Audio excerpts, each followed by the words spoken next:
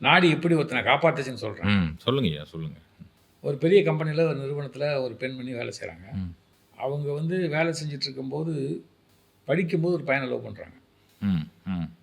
படித்து முடிச்சுட்டு இருக்கும்போது இந்த கேம்பஸில் செலெக்ஷன் ஆவாங்கள்ல, அது ரொம்ப நல்ல வேலை கிடச்சிடுது அந்த பெண்ணுக்கு. கிடச்ச உடனே இந்த பையனை எப்படி கேட்டு விடுதுன்னு அவள் பார்க்குறான். பாருங்க, இது நடந்து ஒரு 5 வருஷத்துக்குள்ளே தான் ஆச்சு. அவங்க அப்பாட்ட சொல்லி ஒரு பெரிய காவல்துறை அதிகாரிகிட்ட அந்த பையனை மிரட்ட சொல்கிறாங்க.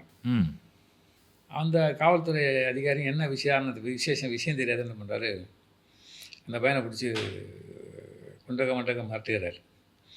அந்த பையனுக்கு ஒன்றும் புரியல. நேற்று வரைக்கும் நல்லா தான் பேசிகிட்டு இருந்தா, நேற்று கூட நம்ம போய் ஹோட்டல்லலாம் காஃபி டேலெலாம் போய் சாப்பிட்டோமே வச்சு இன்றைக்கி காலையில் போலீஸ்காரை கூப்பிட்டு மாட்டுறாரு சொல்லிட்டு அந்த பையன் உடனே என்கிட்ட விடையானான்.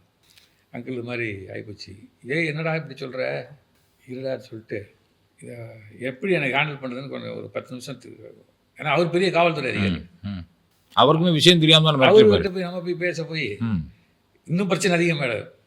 நம்ம அது வந்து இந்த முள்ளு பாலப்பட்ட சேலை எடுக்கிற கதையாகி போச்சு என் கதை. அப்புறம் வந்து அரவிந்த் சாமிகிட்ட உடனே அப்போது ஃப்ரீயாக இருக்கீங்கன்னு கேட்டேன், விட்டு போயிட்டேன்.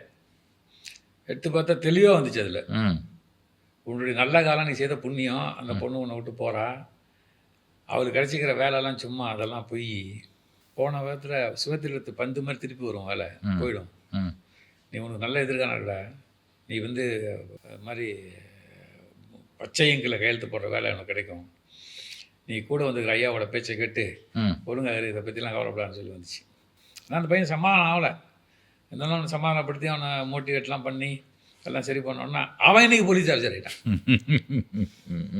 எப்படி அவன் போலீஸ் ஆஃபீஸர், பெரிய மிராக்கிள் அது. ஐஏஎஸ் எழுத போனான்னு சொல்லி அனுப்பிச்சி விட்டு ஐஏஎஸ்சில் பாஸ் பண்ண 2வது ஐபிஎஸ் செலெக்ஷன் கொடுத்துட்டு வந்துட்டான். இன்னைக்கு உத்தரப்பிரதேசில் பெரிய போலீஸ் ஆஃபீஸர் அவர். சில இடத்துல விட்டாலும் நல்லதாக தான் இருக்குது. என்ன இந்த பொண்ணு கதை என்ன ஆச்சு தெரியுங்களா, இங்கேருந்து அமெரிக்கா போகிறவன் போய் அங்கே போய் விசா இல்லாத போய் அங்கே ஒருத்தனை லவ் பண்ணி அவன் ஒரு டூப்ளிகேட் பார்ட்டி, அவன் கூட எல்லாம் ஒரு குழந்தைய பெற்று அவனை அங்கே அவன் அதை விட்டு ஓட, அது இங்கேருந்து வந்து இப்போ வந்து இந்த ஓஎம்ஆர் எண்டு இருக்குது கேளம்பாக்கமாக நம்ம சொல்கிறீங்களா, அந்த ஏரியா பக்கத்தில் மறைஞ்சி வாழ்ந்துருக்குது அந்த பொம்பளை. எப்போனா வந்து ஏதோ ஒரு இதுக்கு ஒரு சூப்பர் மார்க்கெட்டுக்கு ஒரு நாள் பார்த்தபோது இப்போ ரொம்ப கஷ்டமாக இருந்துச்சு எனக்கு. இப்போ யோசிச்சு பாருங்கள், இதுதான் விதின்றது.